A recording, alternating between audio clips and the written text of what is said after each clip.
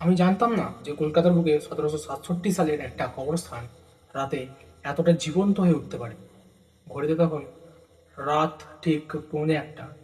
আমি আর আমার বন্ধু আকাশ শুধু অ্যাডভেঞ্চারের জন্য সাউথ পার্ক স্টেশনটির ভাঙা পাঁচিল টপকে ভেতরে ঢুকেছিলাম। চারিদিকে সেই বিশাল ব্ল্যাক গথিক স্টাইলের সমাধিগুলি যেন অন্ধকারের মধ্যে দানবের মতো দাঁড়িয়েছিল। হঠাৎ একটা তীব্র ঠান্ডা হাওয়া আমাদের ছুঁয়ে গেল। কলকাতার ওই ভ্যাপসা গরমে আমার হাত পা বরফ হয়ে আসছিল। তখনই আকাশ ফিসফিস করে বলল, উঁকি দিয়ে দেখ, ওই বড় সমাধিটার পিছনে একে দাঁড়িয়ে। আমি তাকালাম। কোনো মানুষ নয়, একটা কুয়াশার মতো অবয়ব, যার কোনো মুখ নেই, কিন্তু আমি স্পষ্ট অনুভব করতে পারছিলাম সে আমাদের দিকে তাকিয়ে আছে। আমরা দৌড়তে শুরু করলাম। কিন্তু বিশ্বাস করুন, আজ 3 বছর কেটে গেছে। প্রতি রাতে আমি যখনই চোখ বন্ধ করি আমার মনে হয় সেই অবয়বটা আমার বিছানার পাশে দাঁড়িয়ে ফিসফিস করে বলছে, তোরা কেন এসেছিলি?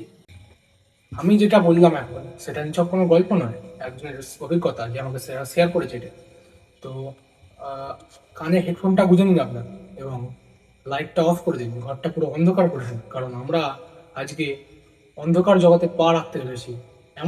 এর থেকে বলা ভালো যে এমন একটি জগৎ, যে জগতে মানুষ নয়, অশরীরী আত্মারা বসবাস করে। তো সাউথ পার্ক স্ট্রিট সেমেট্রি, এখানে প্রায় 2,500 মানুষের কবর রয়েছে।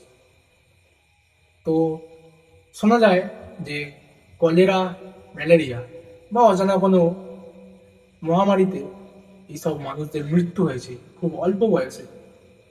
এবং সাউথ পার্ক স্ট্রিট সেমেট্রিটা সব থেকে ভয়ানক স্থান হলো টেনিজান গ্রেভের ফ্যামিলির যে কবরস্থানটা আছে সেই কবরস্থানের জায়গাটা, বলা ভালো সমস্ত পজিটিভ এনার্জির কেন্দ্রবিন্দু সেই জায়গা।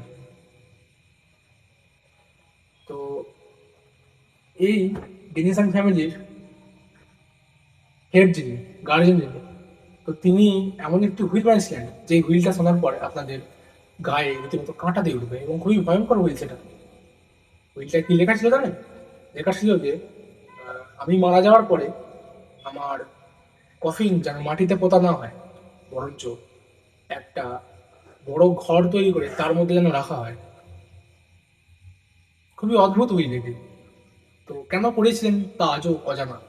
প্যারানর্মাল যারা ইনভেস্টিগেটর আছেন তারা বলেন যে এই ডেনিসান ফ্যামিলি গ্রেভ, যে কবরের স্থানের জায়গাটা আছে, তো এই স্থানটির সব থেকে প্যারানর্মাল অ্যাক্টিভিটি ক্যাপচার করা হয়েছে।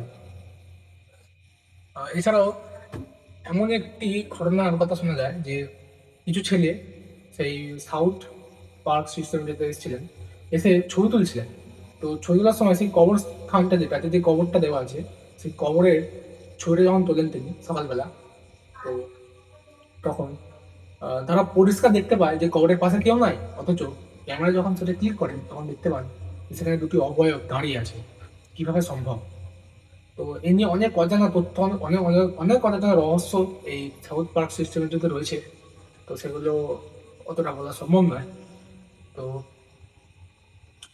এবং যে সেখানকার স্থানীয় বাসিন্দারা বলেন যে রাত্রিবেলা হলেই নাকি সেখান থেকে কান্নার আওয়াজ পায়। পুরো রহস্যময় জায়গা। আহ, আপনারা এরকম কিছু অভিজ্ঞতা আমাকে পাঠাতে পারেন, আমাকে মেল করতে পারেন। আজকের মতো এখানেই। আমি ছিলাম আপনাদের সঙ্গে মিডনাইট এক্সপ্রেসের সৌরেন। তো আপনারা ঠিকঠাক করে থাকবেন, কারণ অন্ধকার ওর পেতে রয়েছে আপনাদের জন্য। শুভরাত্রি।